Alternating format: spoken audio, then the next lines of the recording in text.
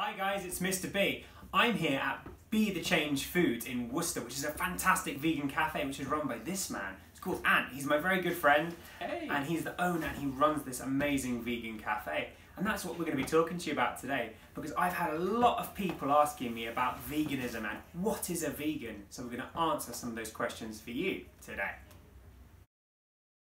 Question 1. The first question here is, what is a vegan?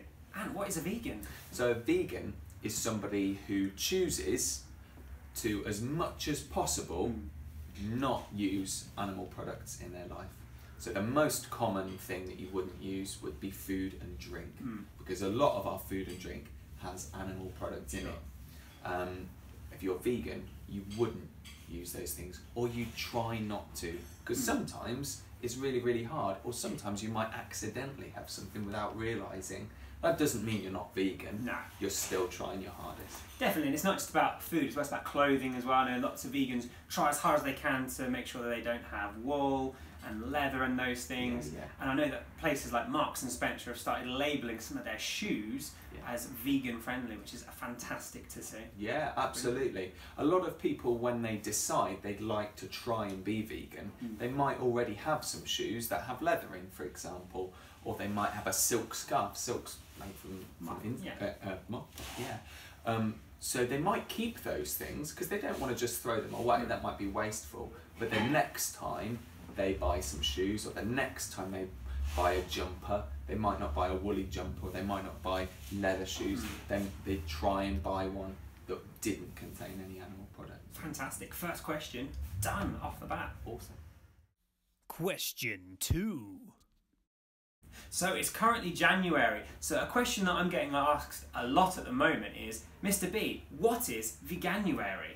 So veganuary, the clue's kind of in the name, and like you said, it's because of January. So we've got the first bit of vegan, veg, and then the last bit of January, exactly. So it's people trying to be vegan in January. And the idea of just having it in January is because in January lots of people make New Year's resolutions, so they want to try something new, they want to try and be a bit better about something.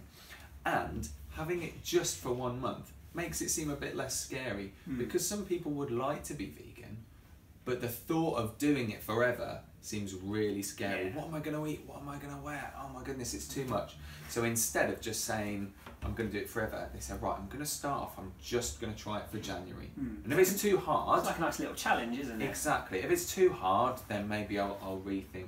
But actually what's really nice is that most people who try it for January find out by the end of the month, like we are now, actually, that wasn't as bad as I thought. It was fine. I tried loads of new foods, really delicious. I'm really happy. I'm feeling better. I might just carry this on into February and beyond, which lots of people do. Yeah, definitely. It's great to see that it's coming into the high street as well. We've got Pizza Hut doing vegan pizzas, Greg's and their famous vegan sausage roll. So it's getting out there and it's becoming a bit more mainstream, which is fantastic to see. Yeah. Question 3. So a question I get asked a lot by children and adults is, what do vegans even eat?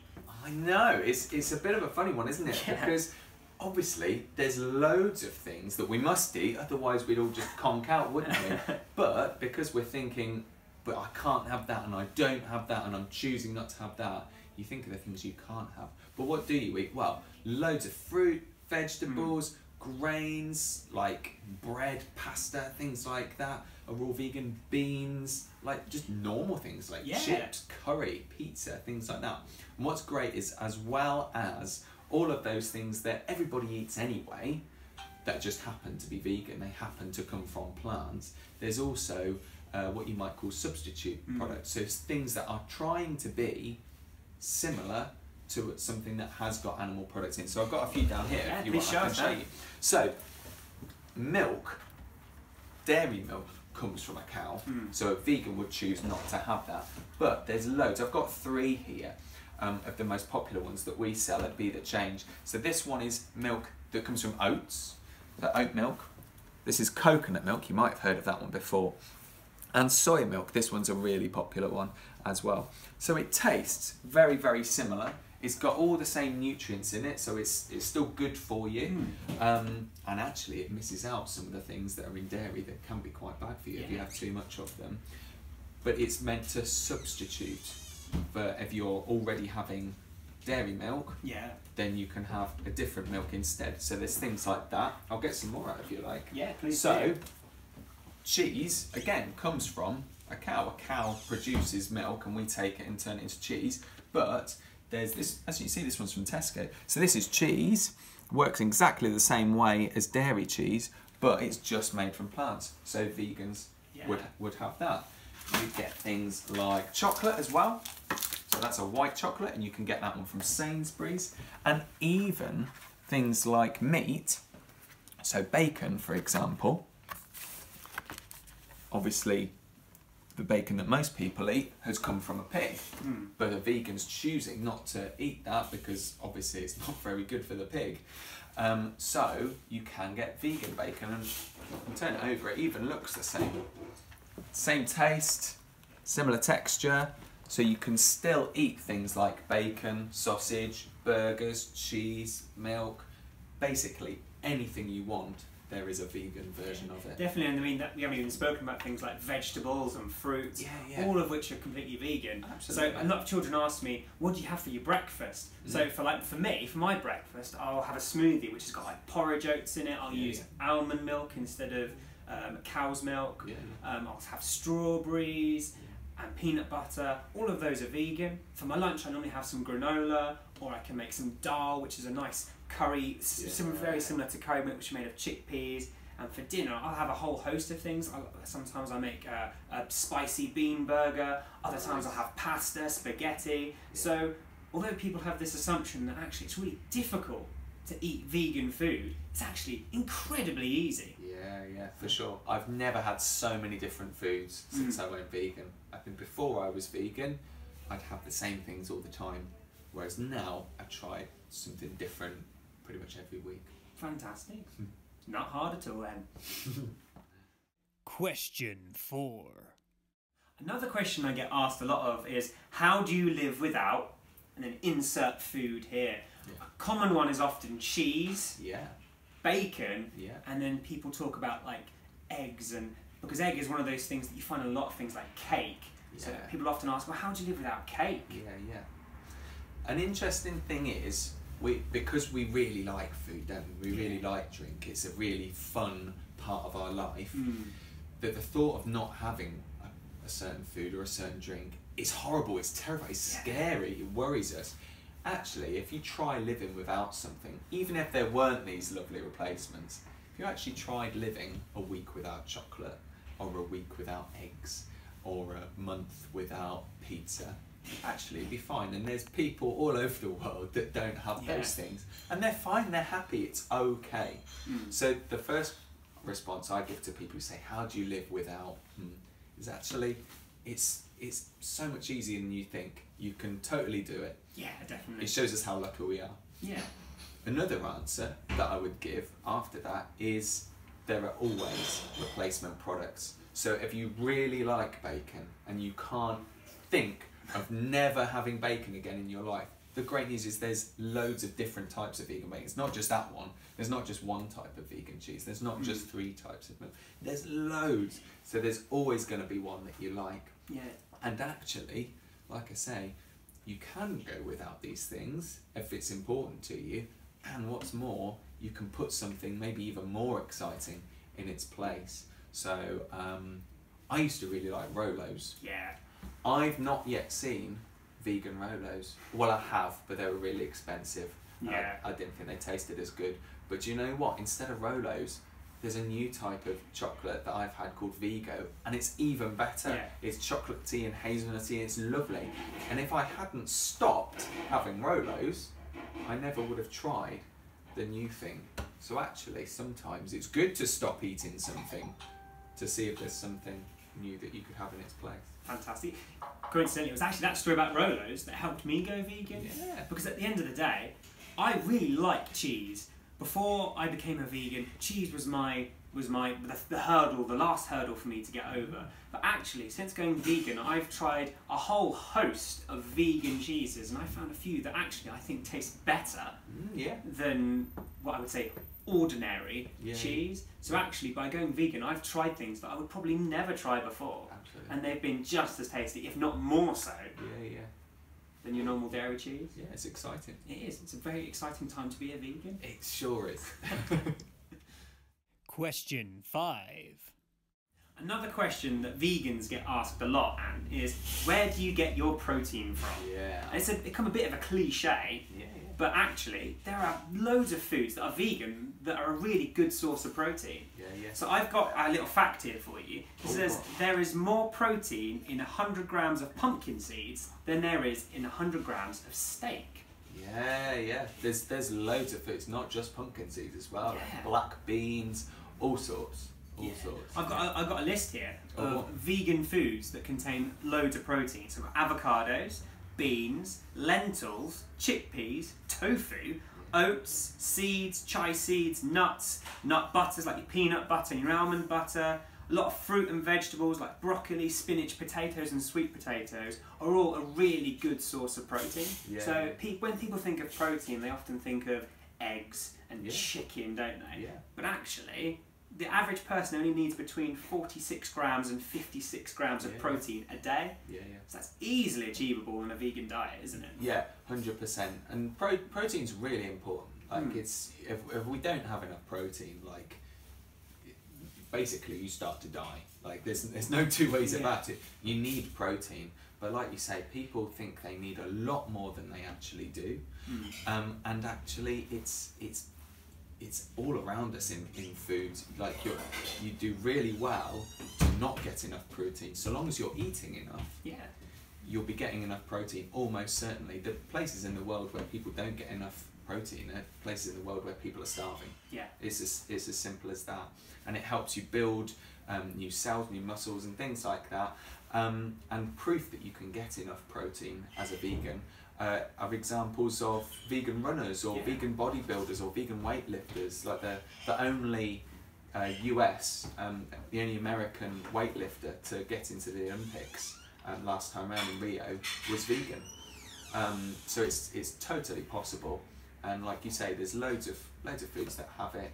And what's great is they don't have some of the bad effects that things like chicken and eggs. Great, they've got lots of protein in, but they've also got things like cholesterol, saturated fat that can be really bad for our health.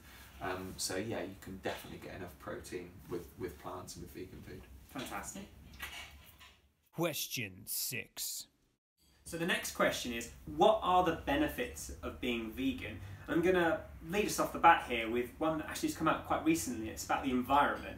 A study was done recently by the United Nations that was looking at how we can help our environment and make sure that the world doesn't get any warmer. Because at the moment we're in a bit of a position where if the world gets warmer by 2 degrees Celsius, we're going to see a lot of change in our world. They're talking about the Great Barrier Reef in Australia being bleached, which means it's dying. We're talking about the ice caps melting, flooding, and all sorts of really bad things for our environment. And the thing that they said an individual can do that would help reduce their impact on the environment is to actually have a vegan diet. And they were talking about in the UK alone, we need to reduce our meat consumption by 90%. To prevent us from hitting that 2 degrees Celsius. And people might not know why that is. You might think, well, why does eating meat cause the planet to warm? A really simple way to think about it is that for us to have meat, or for us to have dairy milk, for example, we've got to keep an animal alive for a long time. We've got to feed it water, we've got to grow grains for it to eat, we've got to transport all that stuff in the end in vehicles up and down the country, we've got to keep machinery running.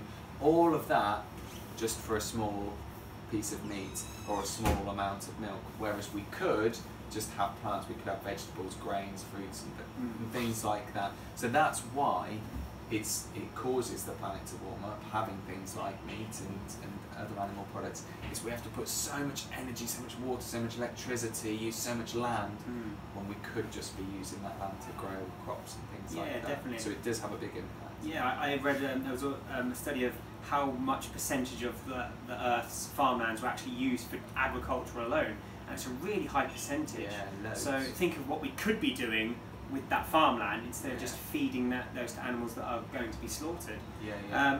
Another big thing, coming on to the animals there, is the ethical side of being vegan. So making sure that we respect and take care of the other living creatures on our planet, because the Earth isn't just for us humans, is it? It's for all the living creatures we have. Absolutely. And the thing is, but by being alive ourselves on the Earth, we are going to have an impact on other people, other things around us. You know, whether deliberately or by accident. You might walk along, you might accidentally tread on a spider or something like that.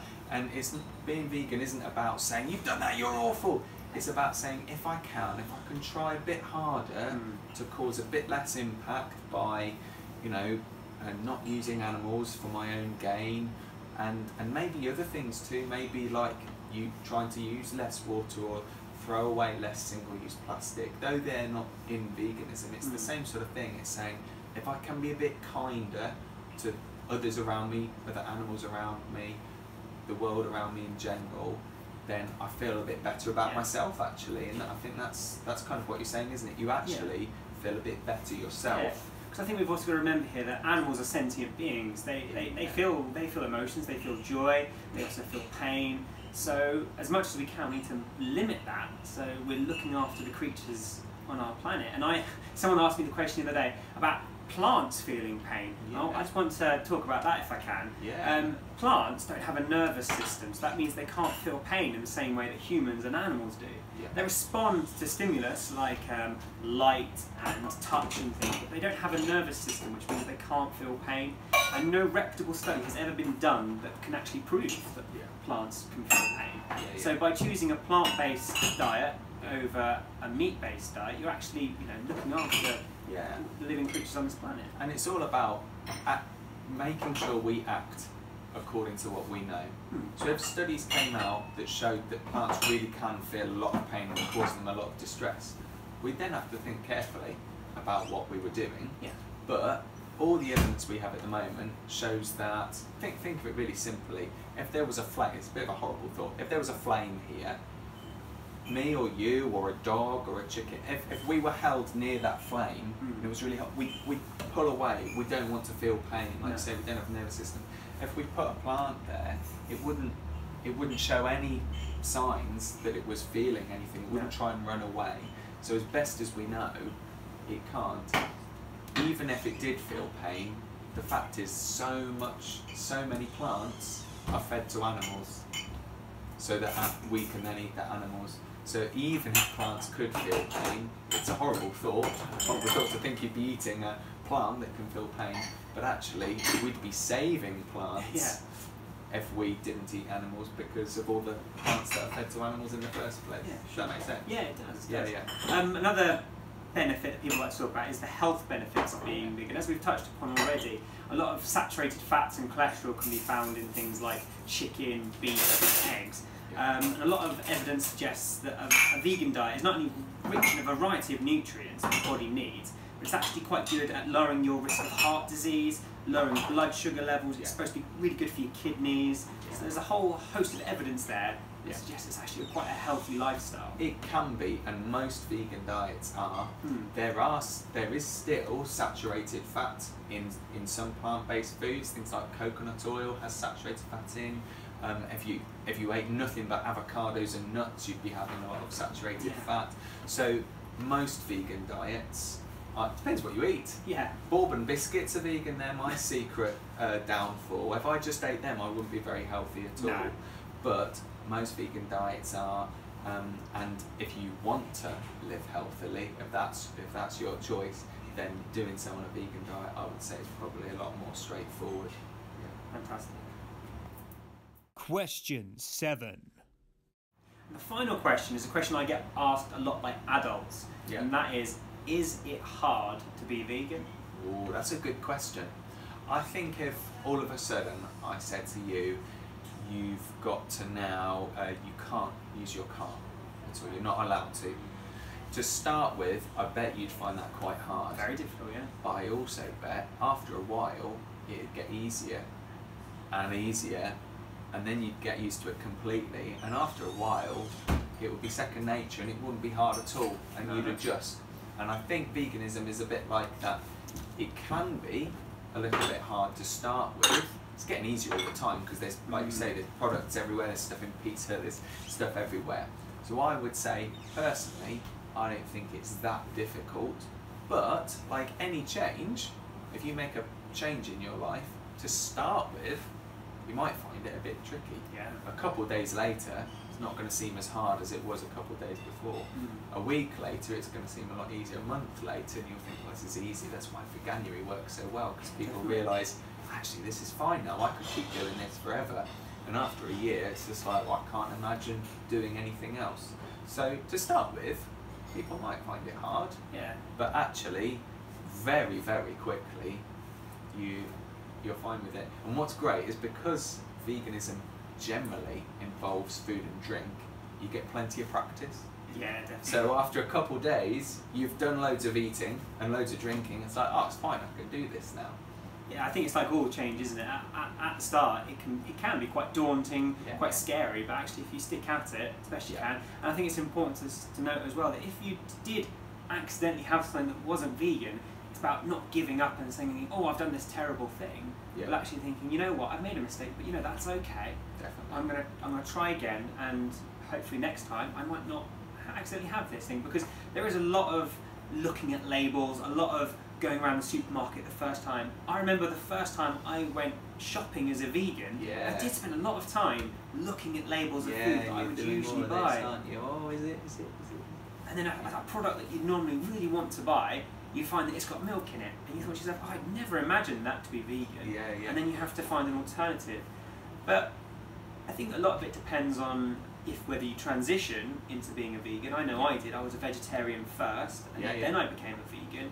But I suppose if you went into it cold turkey, then that might be a bit more difficult. Yeah, I think it depends on what you're like as well. Like I know lots of people who've gone from eating meat one day to being completely vegan the next, and it's been no problem. And other people, like you say, well, like me too, sort of, it was a bit more gradual and took steps. But it's like any skill, you kind of get better at it the more you do it. And we eat 3 times a day, so you can get good at it pretty quickly. Yeah. Definitely. It's like most things. Something that's worth having is never going to be an easy ride, but doing something is better than doing nothing. Yeah, definitely. And I've been vegan for 8 years now, and I've helped other people become vegan and done loads of things that have helped, I think, to reduce suffering in the world and make the world a nicer place. But since I decided to be vegan, I've eaten meat a couple of times, I've eaten cheese a couple of times, I've worn wool socks. I've not been perfect at it, but because, like you say, I've given myself a bit of a break if those things have happened and thought, no, I'm going to keep going, it doesn't matter, I'm going to do better next time, then you can make the world a better place through the choices you make and the things you try and do. And that's what it's all about, choice, isn't it? We often get said, someone brings in a cake for their birthday, you can't have this, and it's about saying, actually I choose not to have that. It's like you said to me earlier, that's a really important distinction. It's all about choice. And this video is in no way trying to get you to become a vegan, it's just about answering some of those questions that we often get asked by our peers, and a lot of the children at my school have been asking me these questions. Well, I think that's really great. It shows that they are interested in trying to make the world a better place and to try and do things that have a kinder effect on the world around them. So that sounds really good that people are asking those questions. 100%. So there you have it, guys. Hopefully we've managed to answer some of the questions about being a vegan, what that looks like. I'd like to thank Ant and the good people at Be The Change for having us today, and thank you very much for watching. I've been Mr. B. Take it easy.